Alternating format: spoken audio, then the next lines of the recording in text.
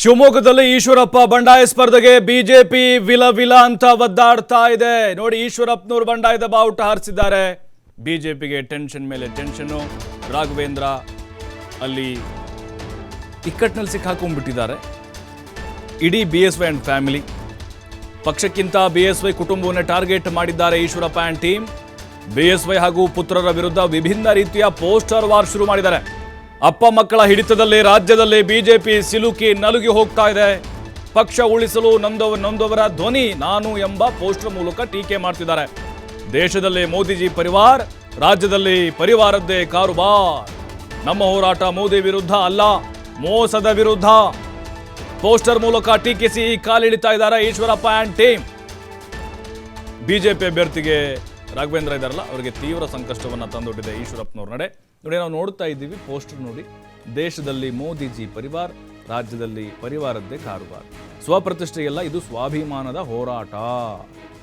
ಎಲ್ಲ ವೈರಲ್ ಆಗ್ತಾ ಇದೆ. ಸತ್ಯಮೇವ ಜಯತಿ, ಸತ್ಯಮೇವ ಜಯತೆ, ಬಾಸ್ ಈಸ್ ಕಮ್ ಬ್ಯಾಕ್.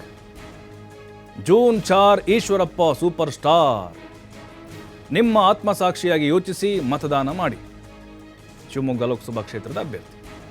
ಬಿಜೆಪಿಯಲ್ಲಿ ಹಿಂದೂ ಪರ ಇರುವ ನಾಯಕರಿಗೆ ಹಾಗೂ ಕಾರ್ಯಕರ್ತರಿಗೆ ಆದ ಅನ್ಯಾಯದ ಧ್ವನಿ ನಾನು. ಗುರಿ ಅಚಲವಾಗಿರಲಿ, ನಿಮ್ಮ ಮತ ಹಿಂದುತ್ವಕ್ಕೆ ಮೀಸಲಿರಲಿ.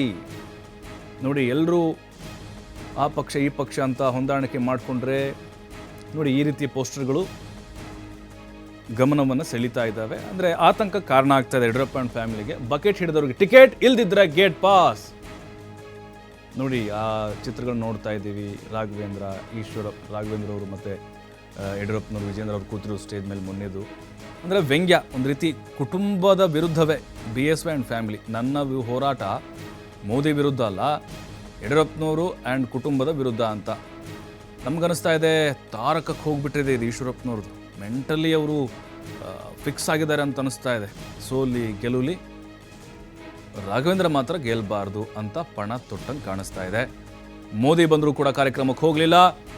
ಅವರು ಮನವೊಲಿಸ್ತೀವಿ ಅಂತ ಯಡಿಯೂರಪ್ಪನವರು ಕೂಡ ಡೆಲ್ಲಿಲಿ ಹೇಳಿದರು. ಬಟ್ ಅವ್ರ ಮಾತು ಕೇಳೋ ಪರಿಸ್ಥಿತಿಲಿ ಇಲ್ಲ. ನಮ್ಮ ಹೋರಾಟ ಮೋದಿ ವಿರುದ್ಧ ಅಲ್ಲ, ಮೋಸದ ವಿರುದ್ಧ. ನೋಡಿ, ಬಕೆಟ್ ಹಿಡಿದವ್ರಿಗೆ ಟಿಕೆಟ್ ಅಂತೆ. ಇದನ್ನು ವಿರೋಧ ಪಕ್ಷದವ್ರು ಹೇಳ್ತಾ ಇಲ್ಲ, ಅವರ ಪಕ್ಷದವರೇ. ಒಂದು ಕಾಲದ ಚಡ್ಡಿ ದೋಸ್ತ್ ಈಶ್ವರಪ್ಪನವ್ರು ಹೇಳ್ತಾ ಇರೋದು ಇದು. ಈಗಾಗಲೇ ಸಮರವನ್ನು ಸಾರಿದ್ದಾಗಿದೆ. ಅವರು ಪಕ್ಷೇತರ ಅಭ್ಯರ್ಥಿಯಾಗಿ ಕಣಕ್ಕಿಳಿಯೋದು ಫಿಕ್ಸು.